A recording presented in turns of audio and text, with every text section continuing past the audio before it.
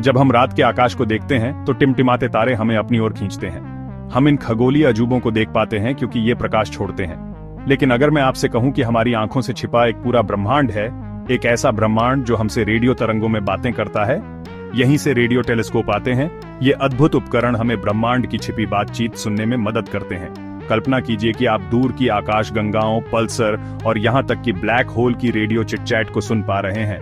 Radio telescope विशाल ब्रह्मांडीय कानों की तरह काम करते हैं, जो अंतरिक्ष की गहराई से इन फीकी रेडियो तरंगों को पकड़ते हैं। प्रकाश, जैसा कि हम जानते हैं, विद्युत चुंबकीय विकिरण के एक बहुत बड़े स्पेक्ट्रम का एक छोटा सा हिस्सा है।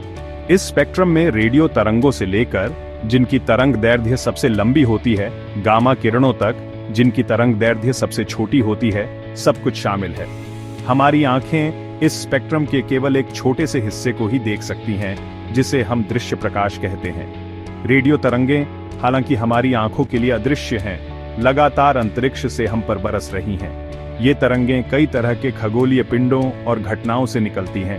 तारे, आकाशगंगाएं, क्वासर, यहाँ तक कि अंतरिक्ष में गैस और धूल के बादल भी रेडियो तरंगें उत्सर्जित करते हैं। इन तरंगों का अध्ययन करके हम इन वस्तुओं की संरचना, तापमान और गति के बारे में जान सकते हैं। हम रेडियो तरंगों का उपयोग करने का एक मुख्य कारण यह है कि वे गैस और धूल के बादलों के माध्यम से प्रवेश कर सकती हैं, जो दृश्य प्रकाश में हमारे दृश्य को अस्पष्ट करते हैं। इसका मतलब है कि हम अपनी मिल्की वे आकाशगंगा की धूल भरी गलियों से देख सकते हैं और उन वस्तुओं का निरीक्षण कर सकते हैं जो अन्यथा हमसे छिपी होती हैं। रेडियो तरंगें ब्रह्मांड के कुछ सबसे चरम वातावरणों, जैसे ब्लैक होल और न्यूट्रॉन तारों में भी एक अनोखी खिड़की प्रदान करती हैं। ये पिंड तीव्र रेडियो तरंगें उत्सर्जित करते हैं, जो उनके गुणों और व्यवहार के बारे में बहुमूल्य जानकारी प्रदान करती हैं। रेडियो और ऑप्टिकल टेलीस्कोप ब्रह्मांड का पता लगाने के लिए डिजाइन किए गए हैं, लेकिन वे अलग अलग तरीकों से काम करते हैं। ऑप्टिकल टेलीस्कोप दृश्य प्रकाश एकत्र करते हैं और फोकस करते हैं। वे दर्पण और लेंस पर निर्भर करते हैं। रेडियो टेलीस्कोप रेडियो तरंगों को पकड़ते हैं। वे डेटा में बदलते हैं, जिसका विश्लेषण खगोलविद करते हैं। रेडियो टेलीस्कोप 24 घंटे काम कर सकते हैं। वे दिन के उजाले या बादलों से अप्रभावित रहते हैं। रेडियो तरंगें विशाल दूरी तय कर सकती हैं। रेडियो टेलीस्कोप दूर की वस्तुओं का पता लगा सकते हैं। हम ब्रह्मांड के अतीत में गहराई से देख सकते हैं। अब आइए एक रेडियो टेलीस्कोप के केंद्र में जाते हैं और समझते हैं कि यह अंतरिक्ष से आने वाली इन फीकी फुसफुसाहटों को कैसे पकड़ता है। रेडियो टेलीस्कोप की सबसे प्रमुख विशेषता इसका बड़ा डिश एंटीना है। यह डिश एक विशाल दर्पण की तरह काम करता है, लेकिन प्रकाश को परावर्तित करने के बजाय ये रेडियो तरंगों को परावर्तित करता है। जब अंतरिक्ष से रेडियो तरंगें डिश की सतह से टकराती हैं, तो वे फोकस नामक केंद्रीय बिंदु की ओर परावर्तित होती हैं। फोकस पर एक रिसीवर एक परिष्कृत रेडियो एंटीना की तरह काम करता है, जो केंद्रित रेडियो तरंगों को पकड़ता है। रिसीवर अत्यधिक संवेदनशील एम्पलीफायरों से जुड़ा होता है। ये एम्पलीफायर महत्वपूर्ण है क्योंकि अंतरिक्ष से रेडियो सिग्नल अविश्वसनीय रूप से फीके होते हैं। वे इन संकेतों की ताकत को बढ़ाते हैं, जिससे उनका पता लगाया जा सकता है। इसके बारे में ऐसे सोचें, कल्पना कीजिए कि भीड़ भरे कमरे में दूर से आने वाली फुसफुसाहट को सुनने की कोशिश कर रहे हैं। यह लगभग असंभव है, लेकिन अगर आपके पास ऐसा उपकरण होता जो उस फुसफुसाहट को बढ़ा सके, तो आप उसे स्पष्ट रूप से सुन पाएंगे। ठीक यही रेडियो टेलीस्कोप में लगे एम्पलीफायर अंतरिक्ष से आने वाले फीके रेडियो संकेतों के लिए करते हैं। भाग 5, giant metre wave radio telescope, ब्रह्मांड के लिए भारत की खिड़की। वैज्ञानिक अन्वेषण के अपने समृद्ध इतिहास के साथ भारत दुनिया के सबसे प्रभावशाली रेडियो टेलीस्कोपों में से एक का घर है। Giant metre wave radio telescope या GMRT पुणे के पास स्थित यह टेलीस्कोप ब्रह्मांड की हमारी समझ में भारत के योगदान का एक उदाहरण है। GMRT सिर्फ एक टेलीस्कोप नहीं, बल्कि 30 डिशों की एक श्रृंखला है। प्रत्येक का व्यास 45 मीटर है।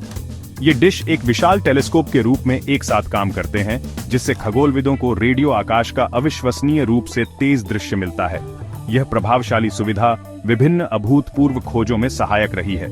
इसने हमें पल्सर, दूर की आकाशगंगाओं और यहाँ तक कि बिग बैंग के ठीक बाद के शुरुआती ब्रह्मांड का अध्ययन करने में मदद की है। GMRT खगोलीय अनुसंधान में भारत के बढ़ते कौशल के प्रमाण के रूप में खड़ा है। GMRT के डिश द्वारा एकत्र किया गया डेटा तुरंत समझ में नहीं आता है। उन्हें संसाधित और विश्लेषण करने की आवश्यकता है, जो हमें हमारी यात्रा के अगले चरण में लाता है, संकेतों को छवियों और ज्ञान में बदलना। भाग 6, सिग्नल से तमाशे तक, ब्रह्मांड के रहस्यों का अनावरण।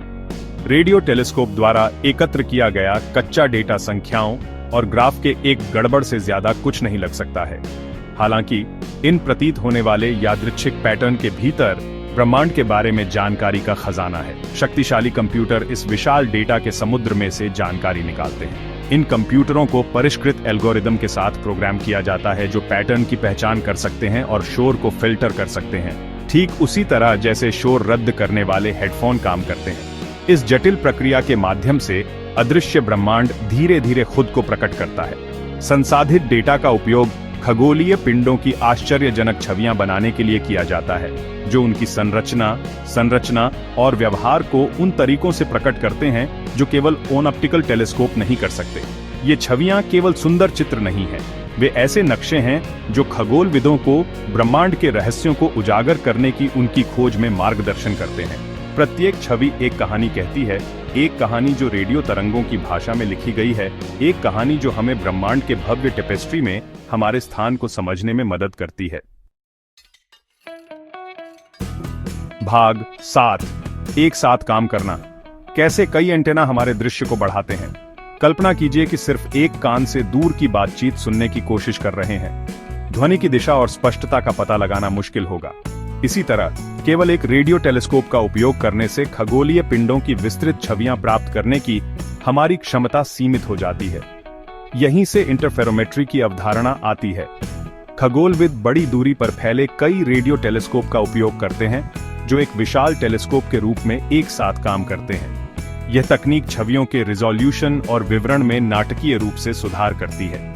सटीक समय के साथ इन टेलीस्कोप से संकेतों को मिलाकर खगोलविद सबसे दूर के डिश के बीच की दूरी के बराबर प्रभावी व्यास वाले टेलीस्कोप का अनुकरण कर सकते हैं।